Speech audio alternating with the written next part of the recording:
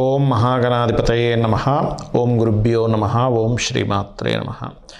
పరమేశ్వర స్వరూపమైనటువంటి జ్యోతిష, వాస్తు మరియు ఇతర అనేకమైనటువంటి శాస్త్రములను మనకు అందించినటువంటి మహర్షులకి నమస్కారం. హయగ్రీవ హయగ్రీవ హయగ్రీవేతియో వదేత్ తస్య నిస్సరతే వాణి జహ్నుకన్యా ప్రవాహవత్.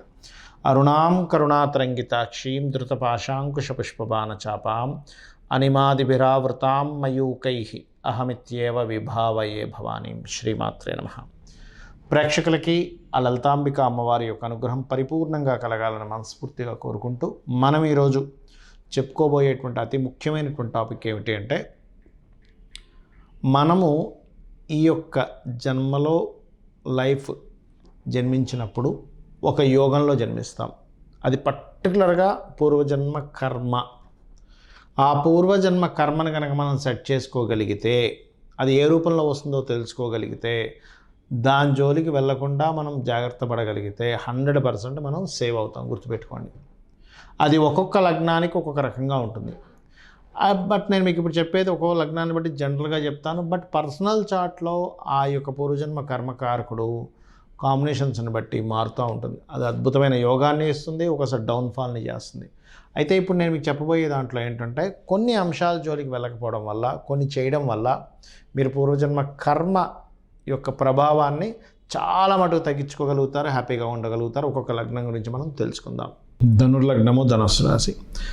ధనుర్లగ్నం వారికి వాళ్ళ యొక్క పూర్వజన్మ కర్మ జీవిత భాగస్వామి ద్వారా వస్తుంది, వివాహం ద్వారా కనెక్ట్ అవుతుంది.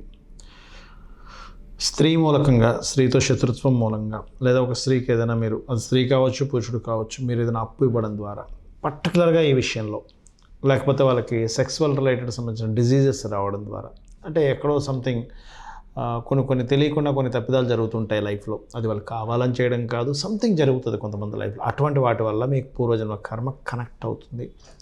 అయితే ఇది ఎంతవరకు మీ యొక్క వీనస్ ఉండే పొజిషన్ కనుక మంచి పొజిషన్లో ఉన్నాడంటే దాని యొక్క కర్మ శాతం తగ్గుతుంది. బట్ మీ పాస్ట్ లైఫ్లో చేసిన కర్మ మాత్రం ఈ రూపంలోనే వచ్చి తీరుతుంది, ఇంకొక మార్గం లేదు.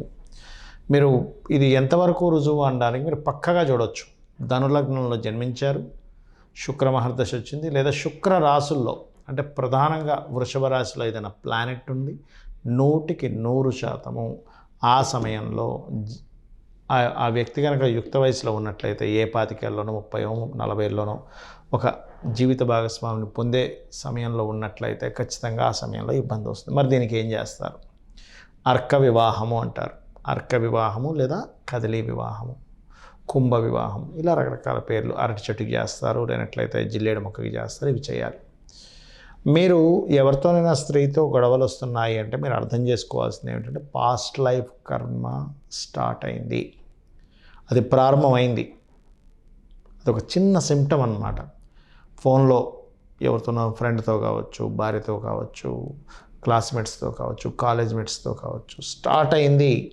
అది స్త్రీకైనా పురుషుడికైనా. అదైతే స్త్రీకి అయితే ఎలా ఉంటుందంటే, వివాహం అయిన తర్వాత వివాహ జీవిత భాగస్వామితో వస్తుంది. పురుషుడికైతే ఇంకా డ్యామ్ షూర్గా వస్తుంది స్త్రీ రూపంలో. అందుకే ఏం చేయాలి? మీకు ఒకవేళ శుక్రదశ నడుస్తున్నా, శుక్ర రాశుల్లో ఏదైనా గ్రహాలుండి నడుస్తున్నా, మీరు చేయవలసింది ఏమిటంటే, ఇట్స్ వెరీ క్లియర్. మీరు ఆ గ్రహాలకు సంబంధించిన దానాలు, ఏ గ్రహం ఉంటే ఆ గ్రహానికి సంబంధించిన దానాలు, అతి ముఖ్యంగా శుక్రుడికి సంబంధించిన బొబ్బర్లు దానంగా ఇవ్వండి. నవగ్రహాలలో మీరు శుక్రగ్రహం దగ్గర దీపారాధన చేయడము, శుక్ర రాశుల్లో ఉండే గ్రహాల దగ్గర దీపారాధన చేయండి. మరి దీనికి ఏ దేవత ఆరాధన చేసుకుంటే మీరు బయటపడతారు? గోసేవ ఏం చేయాలి? చపాతీలు ఉంటాయి, చపాతీకి తేనె పూసి, నూనె వేయకుండా కాల్చిన చపాతీ మీద చక్కగా తేనె పూసి చిన్న చిన్న ముక్కలుగా చేసి గోవుకు తినిపించండి. అలాగే మరొక విషయం ఏంటంటే, ఈ యొక్క నవగ్రహాల్లో ప్రత్యేకంగా ఈ శుక్రగ్రహం దగ్గర ఏ రకంగా అయితే దీపారాధన చేస్తామో, అదేవిధంగా సర్వసాధారణంగా ఎవరికైనా జన్మజాతకంలో శుక్రుడు కేతువుతో కనెక్ట్ అయితే కేతువు కూడా చేయండి పర్టికులర్గా. ఎందుకంటే కేతువు యొక్క ప్రభావం అక్కడ ఎక్కువ ఇస్తూ ఉంటుంది. లక్ష్మీ నరసింహస్వామి ఆరాధన, లక్ష్మీ నరసింహస్వామి యొక్క కరావలంబ స్తోత్రం మీకు ఖచ్చితంగా మంచి ఫలితాలను ఇచ్చి తీరుతుంది. చాలామందికి డేట్ ఆఫ్ బర్త్ ఉండదు. మరి అలాంటప్పుడు పూర్వజన్మ కర్మను తెలుసుకోవడం ఎలాగా అనేటువంటి చాలామందికి డౌట్ వస్తూ ఉంటుంది. ఇక్కడ మీ లైఫ్లో జరిగేటువంటి కొన్ని సంఘటనలు తీసుకొని ఓకే నా లైఫ్ దీంతో కనెక్ట్ అయ్యి ఉందన్నమాట అని అనుకుని కూడా మీరు చేసుకోవచ్చు. అంటే ఉదాహరణకి ఎక్కువ అప్పుల పాలైపోతున్నామండి, బంధువర్గంలో అప్పుల పాలు ఇచ్చే నేను ఇబ్బంది పడుతున్నా అంటే మీ పూర్వజన్మ కర్మ దాంతో కనెక్ట్ అయింది. అప్పుడు మీరు సూర్య నమస్కారాలు చేసుకోండి.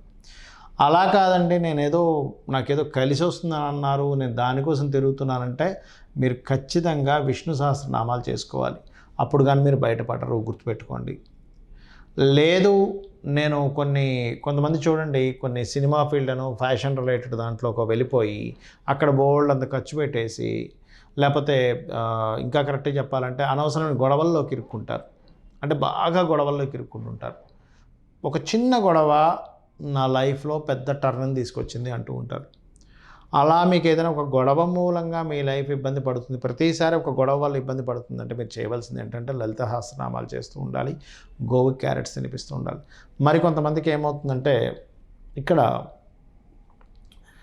కట్టిన గృహం వల్ల లేకపోతే ఒక వాహనం తీసుకోవడం వల్ల మీ లైఫ్ ఒక మంచి స్టేజ్గా అసలు టర్న్ అయిపోతుంది. అదే మీ పూర్వజన్మలో ఉండేటువంటి బ్యాడ్ కర్మ.